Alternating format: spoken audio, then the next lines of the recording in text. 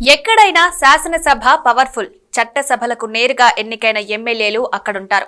అధికార విపక్షాల మధ్య అక్కడ వాదోపవాదాలు జరుగుతాయి. పెద్ద ఎత్తున చర్చ నడుస్తుంది.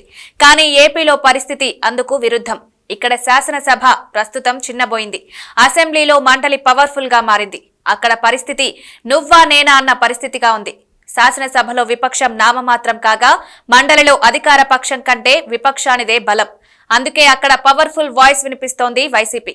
అక్కడ అధికార పక్షం వీక్ అవుతుండగా విపక్షం వైసీపీ అధికార పక్షంగా చెలాయిస్తోంది. ఏపీ శాసన మండలి సమావేశాలు వాడి వేడిగా సాగుతున్నాయి. అటు వైసీపీ ఇటు టీడీపీ సభ్యుల మధ్య మాటల యుద్ధం నడుస్తోంది. ప్రశ్నలు, కోపాలు, క్షమాపణలతో పెద్దల సభ ఆద్యంతం రక్తి కట్టించింది. రాష్ట్రంలో శాంతి భద్రతలు క్షీణించాయని మండలి సభలో రాష్ట్ర హోంమంత్రి అనిత సమాధానం చెప్పాలని YCP MLC Botsa Satyanarayana demand చేశారు. హోంమంత్రి వంగలపూడి అనిత రాజకీయాలు మాట్లాడుతున్నారని, శాంతి భద్రతలపై సూటిగా సమాధానం చెప్పడం లేదన్నారు. రాష్ట్రంలో శాంతి భద్రతలు క్షీణించాయని ఏకంగా డిప్యూటీ సీఎం పవన్ కళ్యాణ్ కూడా ప్రస్తావించారని గుర్తు చేశారు. రాజకీయం చేయాలనే ఉద్దేశంతో కాకుండా హోంమంత్రి అనిత తాము అడిగిన ప్రశ్నకు సూటిగా సమాధానం చెప్పాలని, లేని పక్షంలో తాము సభ నుంచి వాకౌట్ అవుతామని హెచ్చరించారు. బొత్స సత్యనారాయణ వ్యాఖ్యలపై హోంమంత్రి అనిత ఆగ్రహం వ్యక్తం చేశారు. ఎమ్మెల్సీ బొత్సకు స్ట్రాంగ్ కౌంటర్ ఇచ్చారు.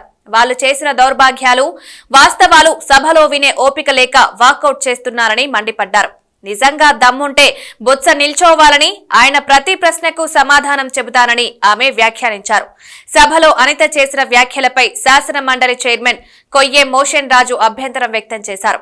హోంమంత్రి అనితపై శాసన మండలి చైర్మన్ ఆగ్రహం వ్యక్తం చేశారు. బాధ్యతాయుతమైన పదవిలో ఉండి దమ్ము ధైర్యమని మాట్లాడడం సరికాదని ఆగ్రహం వ్యక్తం చేశారు. ఇందుకు హోంమంత్రి అనిత వెంటనే క్షమించాలని వేడుకోవడంతో చైర్మన్ శాంతించారు. అనంతరం హోంమంత్రి అనిత మాట్లాడుతూ గత వైసీపీ ప్రభుత్వ వైఫల్యాలను ఎండగట్టారు. గతంలో మహిళలపై అత్యాచారాలు జరిగితే జగన్ ప్రభుత్వం పట్టించుకోలేదని హోంమంత్రి అనిత విమర్శించారు. దిశ చట్టం గురించి గొప్పగా చెబుతున్నారు.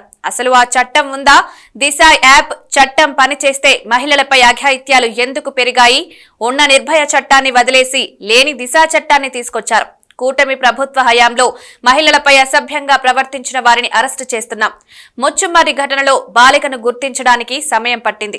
పోలీసుల వైఫల్యం ఇప్పటిది కాదు, వైకాపా హయాం నాటిది. కూటమి ప్రభుత్వంలో పోలీసులు 24 నుంచి 48 గంటల్లో నేరస్తుల్ని పట్టుకుందనే విషయాన్ని హోంమంత్రి అనిత గుర్తు చేశారు. మొత్తానికైతే శాసన మండలిలో వైసీపీ గట్టిగానే వాయిస్ వినిపిస్తోందన్నమాట.